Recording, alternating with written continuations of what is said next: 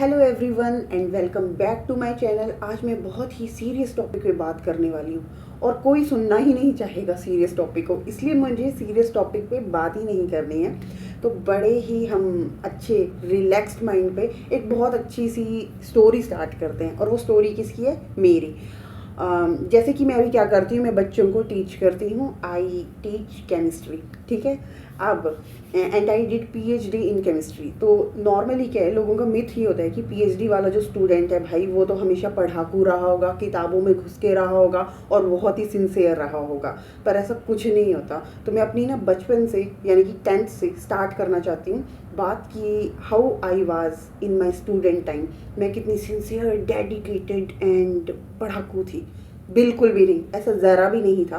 मैंने क्या क्या मिस्टेक्स की हैं, स्टिल आई डिड पीएचडी। तो मतलब अगर मैं कर सकती हूँ तो कोई भी कर सकता है, क्योंकि जिस तरीके की मेरी कहानी या मेरे एक्सपीरियंस रहे हैं ज़िंदगी में। जैसे अभी न्यू ईयर आ रहा है तो मैंने ऐसे ही रिकॉल किया कि मेरे लास्ट ईयर के क्या एक्सपीरियंस रहे हैं या थ्रू आउट द मेरे स्टूडेंट टाइम के क्या एक्सपीरियंस रहे हैं। तो मैं उन सारी चीज़ों को शेयर करना चाहती हूँ। अब क्या हो जाता है कि बीइंग अ टीचर, और मैं सच बोलूँ ऑनेस्टली मुझे टीचिंग लाइन में कभी नहीं आना था। वो भी मैं बताती हूँ कि मैं टीचिंग लाइन में कैसे आई। लेकिन मुझे ऐसा लगता है कि इन एक्सपीरियंस को मेरे शेयर करने का सिर्फ रीज़न यही है कि जैसे कि मैं ये बोल पाऊँ या ये बता पाऊँ सभी को कि स्टूडेंट टाइम पे हम कैसे होते हैं, या अब हमारे अंदर क्या चेंजेस आ जाते हैं, या क्या अच्छी चीज़ है जो सीखनी चाहिए लोगों को मेरे से। अगर मैंने कुछ चीज़ें गलतियाँ की होंगी या नहीं भी की होंगी या कुछ अच्छी चीज़ें होंगे तो उनको पता लगेगा कि हाँ यार, अगर मैम ये कर सकते हैं तो हम भी तो कुछ ना कुछ तो कर ही जाएंगे ज़िंदगी में। तो जैसे कि हम बोलते हैं कि आफ्टर 10th जो है करियर डिसाइड होता है कि आप कौन सी स्ट्रीम चूज़ करते हो, आर्ट्स, साइंस या मैथ। मैं सच बोल रही हूँ, जब तक मेरी पीएचडी नहीं हुई ना तब तक मेरा आज दिन तक करियर ही नहीं डिसाइड हुआ था। अभी जस्ट लास्ट ईयर ही मैंने डिसाइड किया कि हाँ अब मुझे टीचिंग में ही आगे जाना है। वरना मुझे ये था कि अभी तक मैं रिसर्च करूँ कि टीचिंग करूँ, या मैं पार्ट टाइम वैसे ही अपने मतलब कॉन्सेप्ट के साथ जुड़े रहने के लिए टीच करती थी। बट ऐसा कुछ पक्का इरादा नहीं था कि टीचिंग में ही मुझे आगे जाना है। तो मतलब बहुत ही अप डाउन एंड बड़ी अलग अलग तरीके के एक्सपीरियंस रहे हैं मेरे when I was in 10th, ठीक है। तो जैसे मेरा ऐसा था कि मैं कभी भी सिंसियर स्टूडेंट या हमेशा किताबों के साथ लगी रहने वाली में से नहीं थी। मेरा ऐसा होता था कि एक बार एक टॉपिक पढ़ लिया, चलो ठीक है, उसके बाद जो है मतलब एग्ज़ाम में जाके ना कर आती थी, लिखाती थी, मार्क्स भी अच्छा जाते थे। ऐसा नहीं था कि हर टाइम पढ़ती रहूँगी। मजाक मस्ती एंड घूमना फिरना, ठीक है, सारी की होंगी मैंने। तो अच्छे मार्क्स आ जाते थे तो पेरेंट्स को हो जाता था कि यार बच्चा ब्राइट है स्टूडेंट तो मेडिकल रखे एंड डॉक्टर बनाएंगे जिसको। पर जैसे कि मेरे पापा को पता था कि she is not a sincere one, मतलब ये उतना ध्यान से कोई भी काम नहीं करती है, आधा ध्यान इसका किसी और जगह भी घूमता फिरता रहता है। तो उनको ये था कि यार अगर इंसानों का डॉक्टर बन गई तो इसने इंजेक्शन इसकी जगह कोई और ही दे दिया तो ये क्या करेगी आगे, है ना। तो वो बोलते थे इसको ना वेटनरी करवाएंगे, इसको हम वेटनरी डॉक्टर बनाएंगे। बाकी सभी को था कि एमबीबीएस करवाएंगे। लेकिन मुझे क्या था, मुझे ना जैसे कि जब मैंने आफ्टर 10th एडमिशन लेनी थी तो मेरे को ना ऐसा एक बार सपना आया था। उस सपने में क्या मेरे को स्नेक्स दिखाई दी और मेरे को ऐसा आया कि आपको प्रैक्टिकल करना है कि आपको स्नेक को ना काटना है, चाहे वो मरा हुआ ही था। तो मेरे को लगा कि यार अगर मैं मेडिकल रखूँगी तो मेरे को तो जानवरों को पकड़ के काटना पीटना पड़ेगा, ये काम तो मेरे से होने नहीं वाला, तो मेडिकल तो मैं पढ़ूंगी ही नहीं। तो मैंने मन बनाया कि मैं ऐसा करती हूँ कि मैं नॉन मेडिकल लेती हूँ। और वैसे भी बायो अरे हर कोई पढ़ लेता है, मैथ पढ़ूंगी, मैथ पढ़ने वाले तो ज़्यादा इंटेलिजेंट होते हैं। मैंने कहा कि मैं मैथ लूँगी। तो मेरे घर वालों ने कहा मैथ लेके क्या करना है तूने, मतलब मेडिकल पढ़ो। मैंने कहा नहीं नहीं मुझे मैथ पढ़ना है। और मैंने ऐसे ही बोल दिया कि मुझे ना एमएससी इन मैथमेटिक्स करनी है, मैं मैथ्स की टीचर बनूंगी। तो मेरे पापा ने कहा कि अगर एमएससी इन मैथमेटिक्स करनी है तो एक काम कर, आर्ट्स विद मैथ रख ले, तुझे ज़रूरत ही क्या है कि तू साइंस में अपना फिजिक्स केमिस्ट्री इतना सब कुछ पढ़ने लगे। तो मैंने भी चलो, मैंने क्या किया, मैंने आर्ट्स विद मैथ रख लिया स्कूल में जाके। तो मेरे को सारे टीचर बोलने लगे कि you are bright student, you are bright student, वही आपको तो साइंस पढ़नी चाहिए। फिर उन सभी से सुना, फिर मेरे जो साथ वाले थे वो भी साइंस में चले गए। तो मैंने कहा यार अब क्या करूँ। तो मैंने कहा घर में बोलूँगी तो घर में फिर से यार वही कोई कुछ बोलेगा, कोई कुछ बोलेगा, फिर मैं कंफ्यूज हो जाऊँगी। तो फिर मैंने क्या किया, मैंने ना घर वालों को ना बताया ही नहीं, एंड क्लास में जाके अपने जो है मैंने सब्जेक्ट खुद ही जो है मैंने नॉन मेडिकल रख लिया, चेंज कर लिया, ठीक है। थोड़े बहुत जो है पैसे लगने थे, जो मतलब जैसे आर्ट्स वालों की फ़ीस कम होती थी, साइंस वालों की ज़्यादा होती थी, तो वो जो मेरी पॉकेट मनी में से थी मैंने वो देके कर लिया।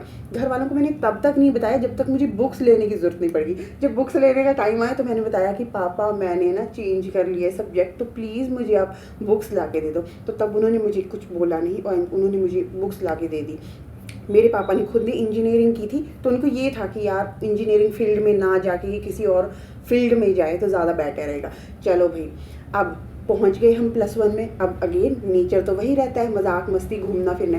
And I was a student like that कि मैंने अपने स्कूल टाइम में बिन बुलाई शादी में भी अपने क्लासमेट्स के साथ चली गई थी, कि जैसे स्कूल में से ना, जैसे कि यार यहाँ शादी है वहाँ शादी है, मेरी सास वाली जाएंगी, वो बोलेंगे चल चल तू भी चल पड़, तो उनके साथ जी बिन बुलाई शादी में भी गए हैं। या स्कूल से आने के बाद ऐसे, जैसे बेसिकली मैं हिमाचल से हूँ, तो हम लोग जब स्कूल से आते थे ना तो हम लोग बस में नहीं, जैसे हम पैदल आते थे, तो रास्ते में क्या है कि फ्रूट्स वगैरह लगे, किसी के पेड़ लगे हुए हैं, तो आते जाते वो भी हम लोग ना तोड़ लिया करते थे, फिर दौड़ लगाएंगे वहाँ से कि घर वाले ना निकल जाएं या कोई भी है। तो इस तरीके की स्टूडेंट रही थी मैं। देन +1 में मेरा जब प्रैक्टिकल होता है तो मैं अपनी सिंसियरिटी बताती हूँ, हाउ इनसिंसियर आई वाज, कि मेरा प्रैक्टिकल था फिज़िक्स का और मैं पढ़ के गई थी केमिस्ट्री, एंड फाइल भी लेके गई थी केमिस्ट्री की। जब मैं पहुंची सुबह प्रैक्टिकल देने के लिए तो मुझे पता लगा अरे यार फिज़िक्स का प्रैक्टिकल है। फिर मैं फटाफट दौड़ी दौड़ी भागी, घर गई, अपनी फ़िज़िक्स की प्रैक्टिकल फाइल एंड अपनी मतलब फटाफट भागे आए, और वहाँ पे फिर हमने बैठ के फ़िज़िक्स का जो है वो प्रैक्टिकल दिया जैसे तैसे। तो सर को बोल के कि सर मेरे को तो पता ही नहीं था, मतलब मैंने तो गलती से, इनफैक्ट जब प्रैक्टिकल जिस डेट को होते हैं ना तो हमारे साइन भी कराए थे, मेरी टाइम पे +1 भी बोर्ड था, तो साइन करवाए थे पर्टिकुलर कि इस डेट को इस सब्जेक्ट का प्रैक्टिकल है। बट आई डोंट नो मेरा दिमाग कहाँ था उस वक्त पे, तो मैंने क्या किया कि मैंने केमिस्ट्री पढ़ के आ गई थी फिज़िक्स वाले भी दिन। एंड +1 +2 में तो मेरी केमिस्ट्री बहुत वीक थी, मुझे सबसे घटिया सब्जेक्ट लगता था कि अरे यार केमिस्ट्री समझ ही नहीं आती थी ज़रा। एंड आज देखो केमिस्ट्री की टीचर हूँ मैं, ठीक है। तो चलो +1 में तो मैंने ये कांड कर लिया था, ठीक है। अब उसके बाद कांड बोला है मैंने, ठीक है, मतलब मैंने ये सीन कर दिया था, ठीक है। तो अब क्या है कि उसके बाद जब बारी आई मेरी +2 की, अब +2 के टाइम पे क्या हुआ, हमारा फर्स्ट पेपर इंग्लिश का था, तो मुझे लगा मेरी प्रेजेंटेशन बहुत अच्छी होनी चाहिए। तो पता नहीं दिमाग में क्या आई, तो फाइनल एग्ज़ाम में बोर्ड में मैं ग्रीन स्केच से मैंने, जैसे कि क्वेश्चन मार्क थोड़े से क्वेश्चन लिखते हैं ना कि ऊपर हेडिंग लिखती हूँ मैं ग्रीन से बड़ा, मतलब पता नहीं दिमाग में क्या आई कि और कोई कलर नहीं, मेरे माइंड में आया ग्रीन, ये तो शुक्र है रेड नहीं आया। अब ग्रीन कौन यूज़ करते, आपको पता ही है, नॉर्मली ग्रीन जो पेन है वो प्रिंसिपल ही यूज़ करता है। तो चलो मैंने ग्रीन जो है मैंने स्केच से हेडिंग हुडिंग देखी, बड़ा सुंदर सा पेपर कर लिया इंग्लिश का। जब मेरा पेपर ख़त्म हुआ तो एक मैम आए मेरे पास कि अगले पेपर से ग्रीन इसको यूज़ नहीं करना है आपने, मतलब ये तो प्रिंसिपल यूज़ करते हैं। अरे मुझे टेंशन हो गई, कहीं मेरा +2 का रिज़ल्ट जो है वो लेट ना हो जाए, या फिर मेरा कहीं +2 का रिज़ल्ट जो है इसकी वजह से ख़राब ना हो जाए। पर चलो थैंक गॉड कि मेरा रिज़ल्ट सही आ गया। अब +2 के बाद अगेन करियर मेकिंग टाइम, जैसे कि हम दूसरों को बड़ी सलाह देते हैं, या अभी टीचर हैं तो खुद बड़े सिंसियर बनते हैं कि नहीं नहीं ऐसा करना चाहिए, स्टूडेंट को ये होना चाहिए वो होना चाहिए, बट हमने भी अपने टाइम पे बहुत गलतियां की होती हैं। तो फिर क्या होता है कि आफ्टर +2 जब मुझे चूज़ करना था कि अब आगे क्या करें, और मुझे उस टाइम पे ना पढ़ाई बिल्कुल पसंद नहीं थी। मैं ये सोचती थी हे भगवान मेरी तो ना जॉब लग जाए फटाफट से और मेरे को इस पढ़ाई से छुट्टी मिल जाए। PhD का कौन सोचता है यार, कौन पढ़ेगा, कौन किताबों से जुड़ा रहेगा। तो फिर क्या हुआ, मैंने ना ये सोचती थी कब मेरा इससे पीछा छूटेगा। तो तब मेरे पापा ने कहा अगर तुझे कोई भी एग्ज़ाम देना है at least you should have graduation की डिग्री तो कर ले। तू तो बोल रही है कि अभी से मुझे पढ़ना ही नहीं है, +2 के बाद मुझे एग्ज़ाम की तैयारी करनी है। तो उन्होंने मुझे समहाउ ना जैसे तैसे कॉलेज में डाल दिया कि तू एक काम कर कि तू बस ग्रेजुएशन कर ले, उसके बाद तू कोई भी टेस्ट देने के लिए एलिजिबल हो जाएगी, तो तू ग्रेजुएशन करने चले जा। तो चलो भाई, अब नॉन मेडिकल था, BSc नॉन मेडिकल में एडमिशन ले ली। अब बात आती है कि +2 के बाद मैंने इंजीनियरिंग लाइन, मुझे खुद भी पसंद नहीं थी, मेरे पापा भी नहीं चाहते थे कि मैं इंजीनियरिंग करूं। तो मेरे को यही था कि मेरे को फटाफट से ना कोई एग्ज़ाम दूंगी, कोई भी एग्ज़ाम, गवर्नमेंट एग्ज़ाम फटाफट से क्लियर करके जॉब करने लग जाऊंगी, एंड उसके बाद मेरा पीछा छूट जाएगा पढ़ाई से। And chemistry, I hate chemistry. चलो जैसे तैसे बीएससी फर्स्ट ईयर में, तो बीएससी फर्स्ट ईयर में क्या हुआ कि जो हमारी रोल नंबर स्लिप थी, एक बार मैं अपने फाइनल एग्ज़ाम में रोल नंबर स्लिप ही ले जाना भूल गई थी। तो उस दिन पता नहीं, उस दिन मेरे को, मैं अपना पर कॉलेज आईडी कार्ड लेके गई हुई थी। तो एक बार जब हमारी चेक करने आते हैं ना ड्यूरिंग द एग्ज़ाम कि हाँ बताओ अपनी रोल नंबर चेक करो अपने ये, तो फिर मैंने सर से रिक्वेस्ट करके कि सर मैं सेम इसी कॉलेज की स्टूडेंट हूँ एंड मेरे को एग्ज़ाम देने दिया जाए, मैं आज अपना रोल नंबर लाना भूल गई हूँ। मतलब वो जो लास्ट पेपर था उसी की बुक में रोल नंबर रह गया था। तो ऐसे मैंने बीएससी फर्स्ट ईयर में किया था। अच्छा, अब बीएससी सेकेंड ईयर, चलो समहाउ हमारा बीएससी फर्स्ट ईयर कंप्लीट हो गया, हम पहुंच गए अपने बीएससी सेकेंड ईयर में। तो जो कॉलेज लाइफ होती है, ऐसा पुराने ज़माने में कहा जाता था, without college no knowledge. And सच में ऐसा होता है कि जब हम कॉलेज जाना स्टार्ट करते हैं तो बहुत कुछ हम सीखते हैं, लर्न करते हैं, मजाक मस्ती बंक सब कुछ चलता है। एंड हमारे टाइम पे ऐसा होता था, हम लोग तो नॉर्मली सर्दियों के टाइम में क्या करते थे, कभी कभी अपना ना लेक्चर बंक करके पार्क में बैठ जाया करते थे। हमारे कॉलेज में जैसे बैजनाथ कॉलेज है, तो बैजनाथ का शिव मंदिर बहुत फेमस है और शिव मंदिर के चारों तरफ जो ना पार्क सा बना हुआ है। तो हम लोग ना पार्क में जाके बैठ जाते थे धूप सेकने मज़े से, कभी कभी लेक्चर बंक कर देते थे या प्रैक्टिकल बंक कर दिया करते थे। एंड चाहे हमारे प्रैक्टिकल हो या ना हो, पर घर तो 5 बजे से पहले जाना ही नहीं है। तो जैसे ऐसा होता था कि मानो 4-5 फ्रेंड सर्कल का कोई ग्रुप है, तो हम क्या करते थे कि पार्क में बैठ के, जैसे मानो किसी का दूसरा वाला ग्रुप है प्रैक्टिकल का, आज हमारा प्रैक्टिकल नहीं है लेकिन उनका अगर प्रैक्टिकल है तो उनका भी वेट करके जाते थे कि जब भाई हमारे फ्रेंड आएंगे तो उसके बाद ही हम मिलजुल के इकट्ठे घर जाएंगे।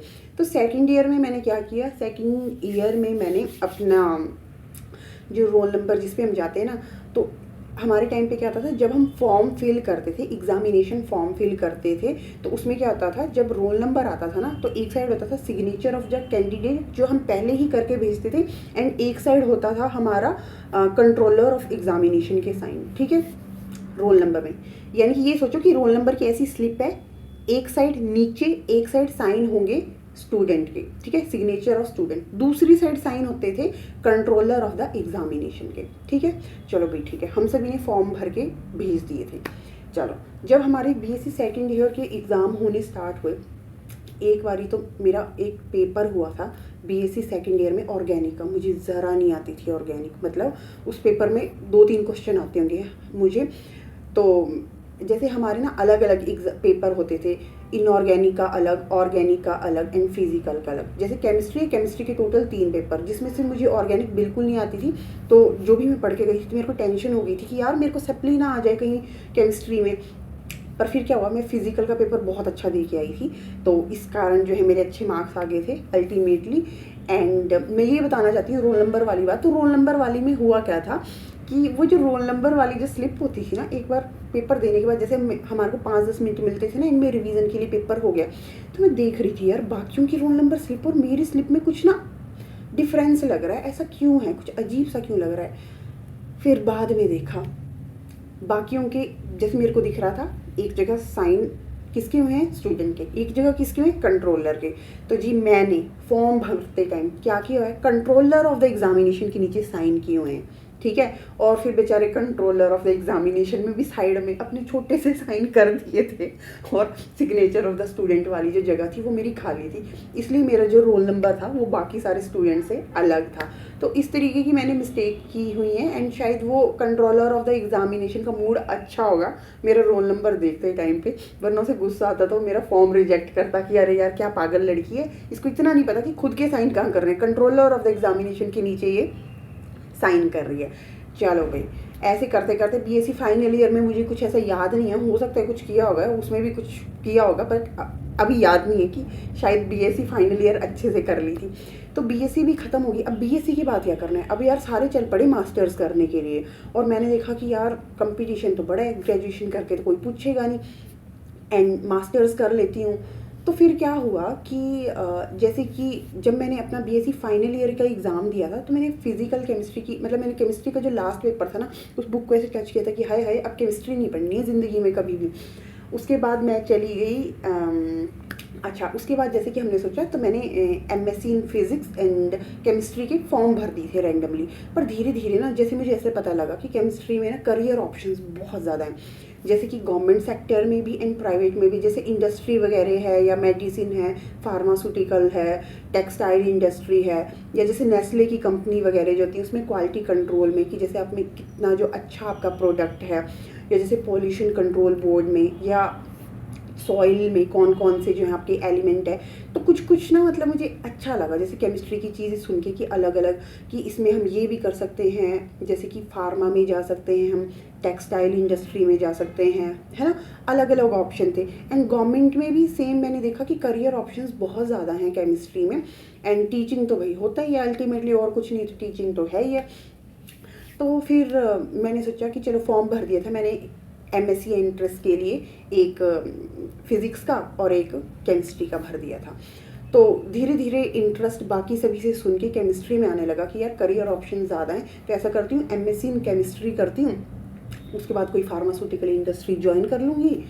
तो ऐसा करती हूँ। तो मैं जब एमएससी केमिस्ट्री का देने गई थी टेस्ट, तो जैसे कि एमएससी इन, जैसे कि मैं हिमाचल से हूँ तो एचपीयू शिमला में जो यूनिवर्सिटी है उसका फॉर्म फिल किया था मैंने। एंड कॉन्फिडेंट इतनी कि वहीं लेनी है भैया एडमिशन, और कहीं तो जाना ही है। बट एमएससी वहाँ से नहीं की मैंने की पटियाला से। अब की क्यों वो बताती हूँ। चलो भी धीरे धीरे पढ़नी स्टार्ट की, जितनी बहुत समझ आई। प्लस 1 प्लस 2 में तो ढंग से पढ़ी नहीं थी ना, कंसेप्ट क्लियर थे। हाँ एग्ज़ाम के लिए पढ़ के जाते थे कि एग्ज़ाम के लिए ये ज़रूरी है तो ये सारे क्वेश्चन पढ़ के जाने हैं, क्योंकि मार्क्स तो लेने ही हैं अच्छे।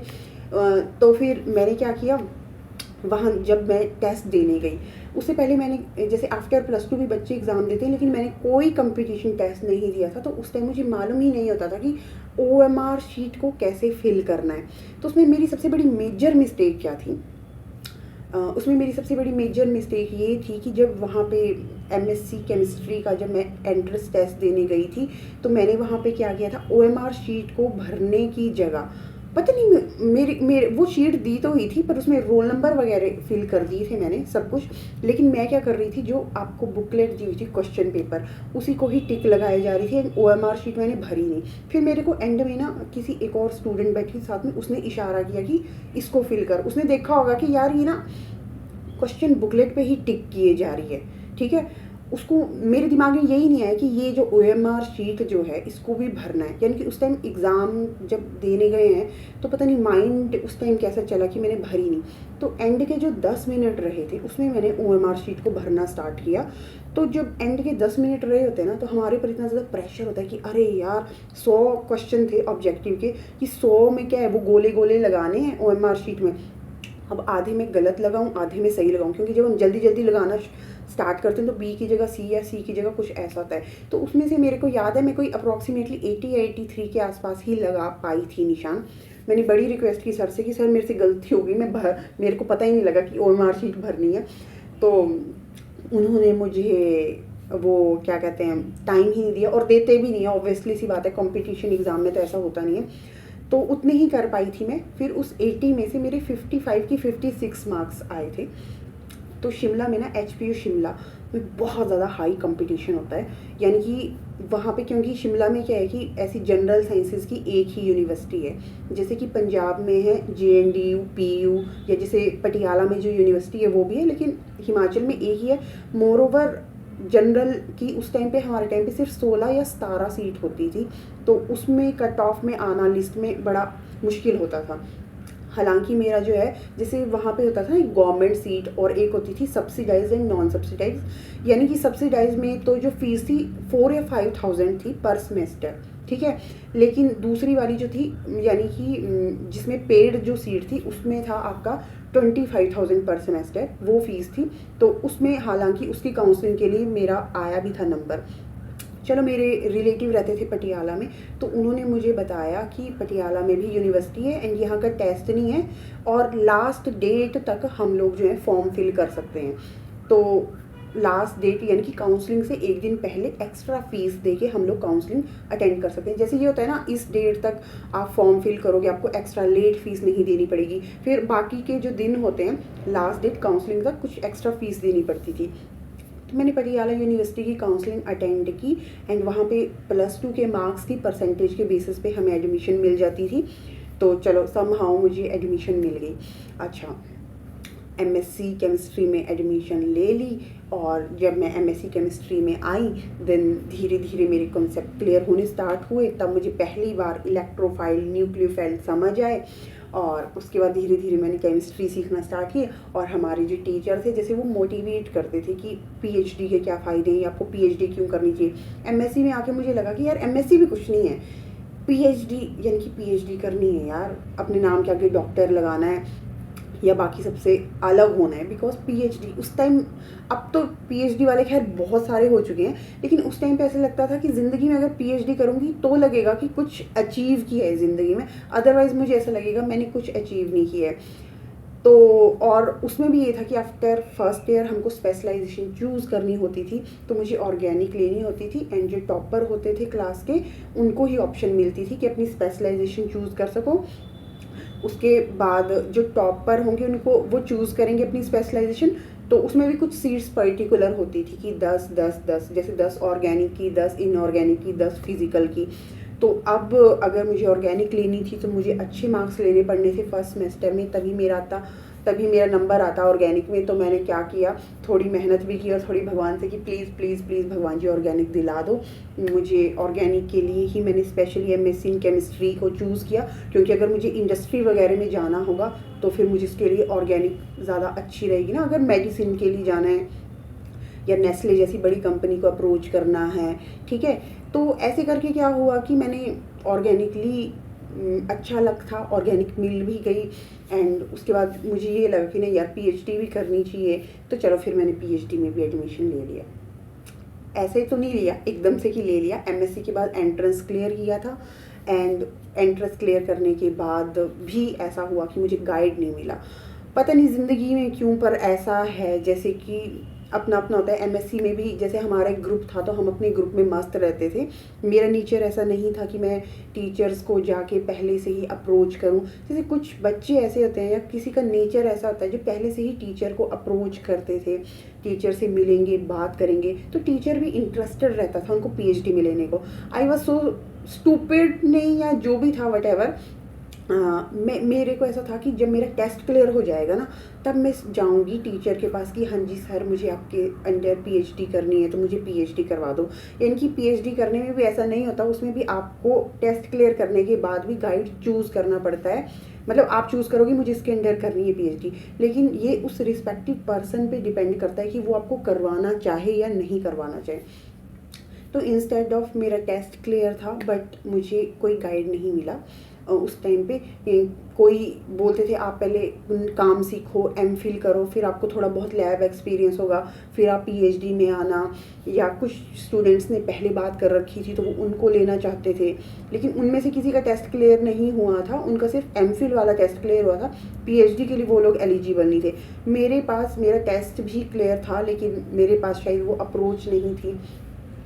तो फिर आफ्टर दैट ये हुआ कि मुझे एमफिल करनी पड़ी, जैसे कि उसमें मेरा 1.5 साल लग गया।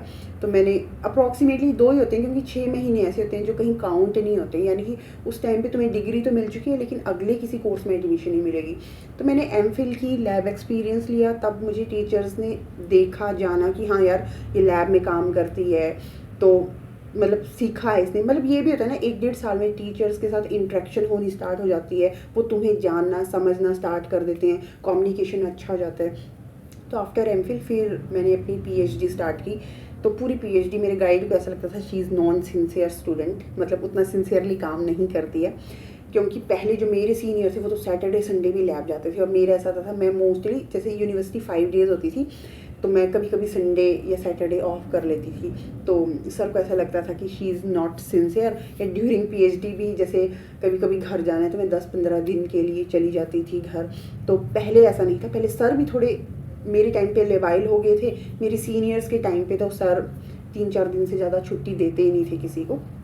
लेकिन चलो मेरे टाइम पे थोड़ी रिलैक्सेशन भी रही, तो पीएचडी की ड्यूरेशन भी मैंने काफ़ी मस्ती की, घूमना फिरना, मूवी एंड ऑल दैट, ठीक है। ऐसा तो नहीं कहूँगी बंक, क्योंकि उसमें ऐसा था कि गाइड एंड स्टूडेंट, मतलब हम पूरी डिपार्टमेंट को आंसरेबल नहीं है, लेकिन हमें एटलीस्ट गाइड को बताना होता था कि सर हमने इधर जाना है, मतलब कि छुट्टियों में जाना है या आ जाना है या नहीं आना है। तो इस तरीके का रहा है।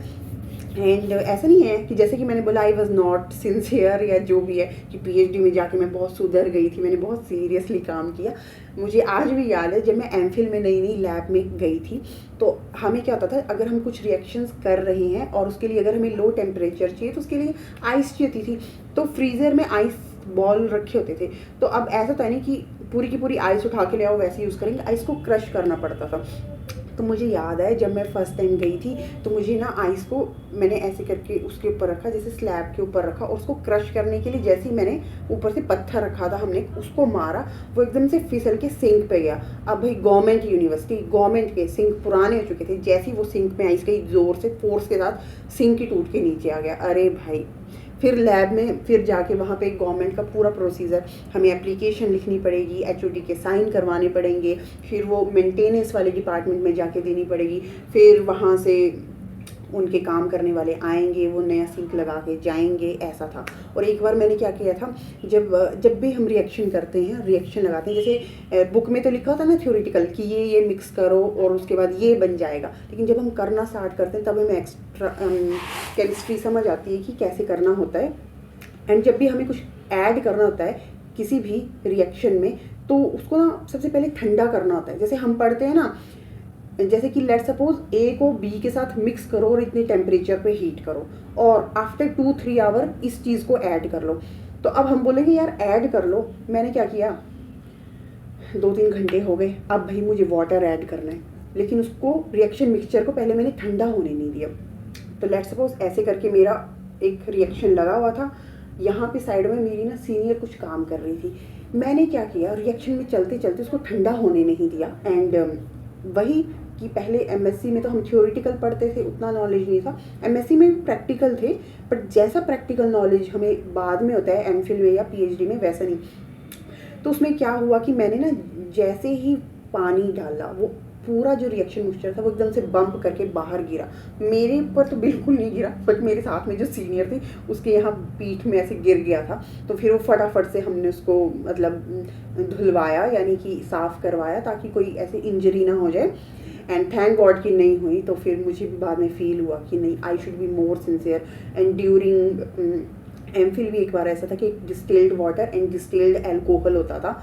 तो एक बार मैंने किसी साथ वाले स्टूडेंट से मांगा डिस्टिल्ड वाटर, उसने मुझे डिस्टिल्ड अल्कोहल दे दिया था। उस टाइम पे मुझे कोल्ड हो रखा था। तो जो मेरी गाइड थी एमफिल में, रिएक्शन कर रहे थे हम, तो वो आई तो वो मुझे कहती है कि क्या हुआ, प्रोडक्ट क्यों नहीं बन रहा है, बंद हो जाता है। मैंने कहा पता नहीं मैम, मैं तो ऐड कर रही हूँ पर बन ही नहीं रहा। मैम ने चेक किया, अल्कोहल है ये।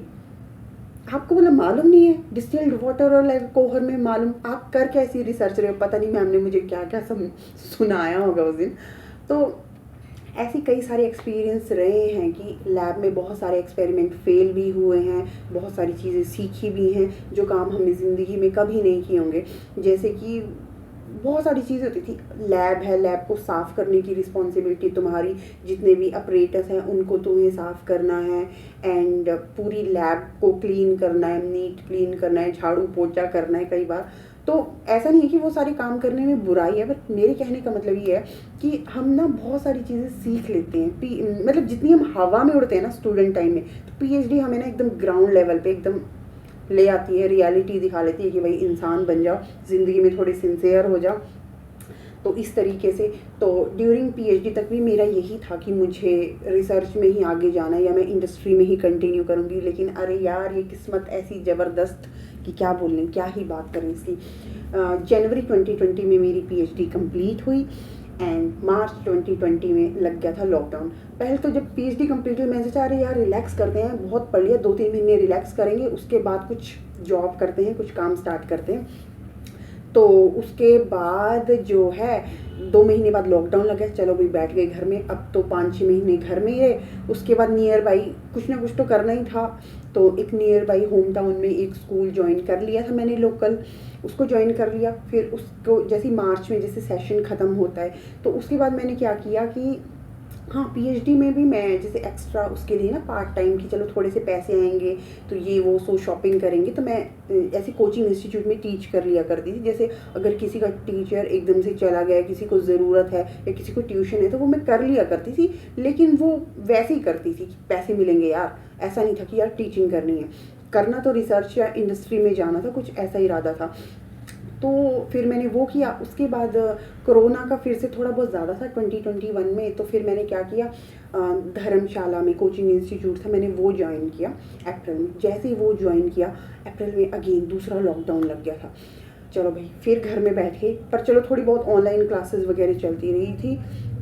फिर उसके बाद टाइम ऐसा, अच्छा चलो वो हो गया। फिर उसके कुछ टाइम बाद मेरी मैरिज थी, तो भी मैं ऐसी कुछ शिफ्ट या नई जॉब में नहीं जाना चाहती थी। तो मैंने अपनी शादी के कुछ टाइम पहले तक वहीं पे जॉब किया। एंड आफ्टर दैट, शादी के बाद फिर मैंने अगेन 2-3 महीने रेस्ट लेके दोबारा सोचा कि कुछ स्टार्ट कर दूँ। तो मैंने अगेन इंडस्ट्री वगैरह में रिज्यूम सेंड करना स्टार्ट किया। तो तब भी कॉन्सिडेंटली ऐसा हुआ कि इंडस्ट्री से ना रिस्पॉन्स आकर मुझे रिस्पॉन्स ही आया हमेशा कोचिंग इंस्टीट्यूट से कि आ जाओ आ जाओ आ जाओ। तो समहाउ मैं अप्रैल से मैं चंडीगढ़ आ गई एंड मैंने कोचिंग इंस्टीट्यूट में टीच करना स्टार्ट किया। बहुत सारी चीज़ें सीखी कि कैसे, मतलब जैसे पहले धर्मशाला में थी, वहाँ की कोचिंग इंस्टीट्यूट का हिसाब किताब या काम करने का तरीका एंड चंडीगढ़ के इंस्टीट्यूट्स के काम करने का तरीका थोड़ा डिफरेंट है, तो हम कुछ नई चीज़ें ही सीखते हैं। फिर उसके बाद ऐसे ही फिर 34 में इंस्टीट्यूट ज्वाइन करने के बाद मुझे कुछ बीच में घर जाना था, कुछ काम थे, तो मैंने वहाँ से लीव कर लिया। और मैंने, मतलब मुझे ना थोड़ा ऐसा था कि अभी मैं कंफ्यूज ही थी कि इंडस्ट्री ही करूँ या कोचिंग ही करूँ।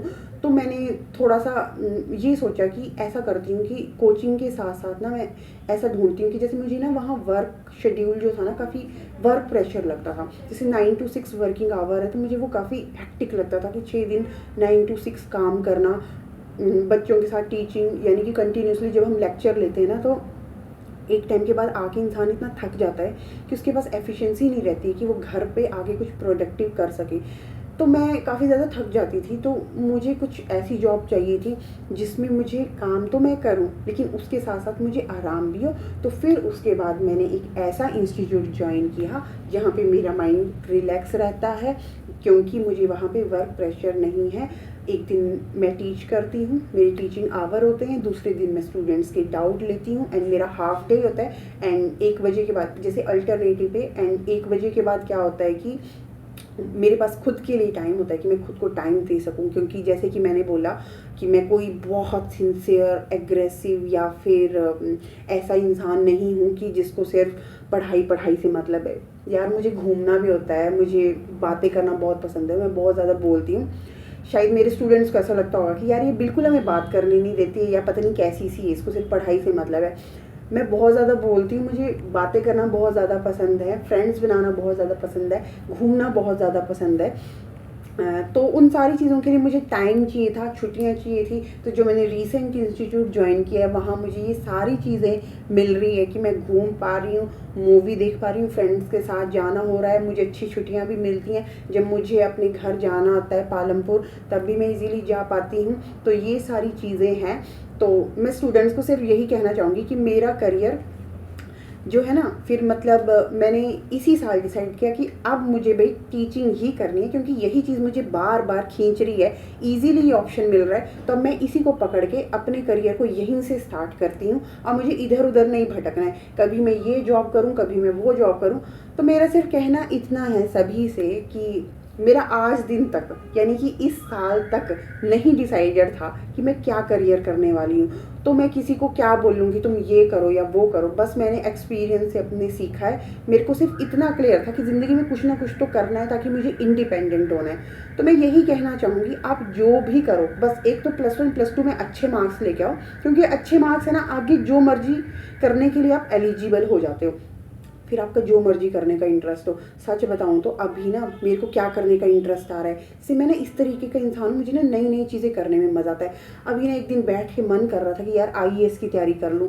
फिर देखा, सर्च किया, तो पता लगा अरे यार ओवर एज हो चुकी हूँ अब तो ऐसा है। तो मेरे कहने का मतलब ये है कि ज़िंदगी में जो भी करो बस ये समझ लो कि आपको इंडिपेंडेंट होना है, कि आप किसी के ऊपर डिपेंडेंट ना रहो। मजाक करो, मस्ती करो, घूमो फिरो, इंजॉय करो। एंड ये वाला जो टाइम है दोस्तों वाला, ये भी इंजॉय करना चाहिए। बट +1 +2 में जैसे मैं भी थी ना, कोई सिंसियर नहीं थी, लेकिन मैं पढ़ती ज़रूर थी, क्योंकि मुझे पता था कि मुझे मार्क्स ज़रूर अच्छे लेने हैं, तभी मुझे आगे अच्छी एडमिशन मिल पाएगी। ठीक है, तो इंजॉय भी करना चाहिए, घूमना फिरना भी चाहिए। एंड अब जो है, जैसे कि जब हम टीच करते हैं ना, तो उस टाइम पे क्या होता है, कभी कभी अगर हमें इंटरप्शन फील होती है कि आप पढ़ा रहे हो, तब कोई डिस्टर्बेंस हो रही है, तो उस टाइम पे क्या है कि आप एकदम से जो है रिएक्ट कर देते हो। तो ऐसा नहीं होता कि उससे तुम्हारी पर्सनैलिटी, वो हमारी एक्चुअल पर्सनैलिटी नहीं होती। एक्चुअल पर्सनैलिटी हमारी वो होती है कि आपको जब हम डिफरेंट, यानी कि एक एस्पेक्ट में, अपनी पर्सनल लाइफ में, अपने पर्सनल स्पेस में जब हम जिस तरीके से रहते हैं, या जैसे हम बाकी टाइम पे रहते हैं, जब हम जाते हैं, तो बीइंग अ टीचर हमारी रिस्पॉन्सिबिलिटी होती है कि हम अपने बच्चों को थोड़ा डिसिप्लिन में रखें, कि क्लास में एक ऑर्डर मेंटेन हो, हम अच्छे से उनका सिलेबस टाइम पे कराएं, उनको रिवीजन टाइम पे कराएं, उनके अच्छे ग्रेड्स आएँ। तो थोड़ा सा हमें ये होता है कि हम थोड़ा सा स्ट्रिक्ट बनने की कोशिश करते हैं, बट एक्चुअल में कोई स्ट्रिक्ट नहीं होता है। सब इंसान ही होते हैं, सबको घूमना फिरना और मजाक करना पसंद होता है। एंड मैं यही बोलूँगी कि सभी को मैं यही बोलूँगी कि अपनी ज़िंदगी से मैंने ये सीखा है, अनसर्टेनिटी अनसर्टेनिटी अनसर्टेनिटी। आज दिन तक मुझे अपने करियर की अनसर्टेन ही रहा है, कुछ पक्का नहीं रहा है। तो मैं किसी को क्या बोल सकती हूँ, बस मैं ये बोल सकती हूँ कि जो प्रेजेंट में कर रहे हो उसको इतने अच्छे से करो कि फ्यूचर के लिए आप आगे कुछ बेटर सोच सको, डिसाइड कर सको। एंड मैं यही बोलूँगी कि चाहे मैं अपनी ड्यूरिंग टाइम पे बहुत इतनी सिंसियर नहीं रही होंगी, लेकिन हाँ, ये जितना मैंने अपना पीएचडी में सीखा है, या पीएचडी के बाद या पीएचडी के दौरान जितना मैंने टीचिंग किया है, तो मैंने इतना पढ़ के नहीं सीखा जितना मैंने पढ़ा के सीखा है। और आज मैं पूरी कॉन्फिडेंस से ये कह सकती हूँ कि कोई भी बच्चा अगर मेरे पास आता है कोई भी कॉन्सेप्ट पूछने के लिए, या अगर उसको कोई कंपटीशन देना है, तो ये इस बात की गारंटी मैं देती हूँ कि अगर स्टूडेंट जो है सिंसियर है, तो उसका रिजल्ट लाने की रिस्पॉन्सिबिलिटी मेरी रही। तो ये है, जैसे कि मैं खुद बोलूँगी, मैं बहुत ही ब्रिलियंट, एकदम सिंसियर स्टूडेंट नहीं थी, बट हाँ, मैं एक अच्छा रिज़ल्ट ला सकती हूँ। तो चलो, अपने बारे में क्या ज़्यादा बोलना, तो इस वीडियो को यहीं पे ख़त्म करते हैं। एंड अगला वीडियो मैं अपने एक स्टूडेंट के साथ लाऊंगी जिसको मैंने 34 में टीच किया था, एंड उसका टेस्ट क्लियर हुआ, उसके सबसे ज़्यादा मार्क्स जो थे केमिस्ट्री में थे। एंड उस स्टूडेंट का मेरे साथ कैसा एक्सपीरियंस था, या कैसा बॉन्ड था, या फिर उस कंपटीशन में कैसे आपको अपेयर करना है, क्या क्या सीखना चाहिए, क्या क्या मिस्टेक की, तो वो हम नेक्स्ट वीडियो लेके आएंगे। तो मैं यही बोलूँगी सबको एडवांस में happy new year, and enjoy करो अपनी न्यू ईयर ईव को।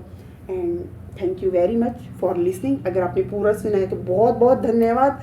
एंड अच्छा लगे वीडियो, और कुछ कहानियाँ सुननी हो हमारे से, तो हमारे चैनल को लाइक शेयर एंड सब्सक्राइब ज़रूर कीजिएगा। Thank you thank you thank you.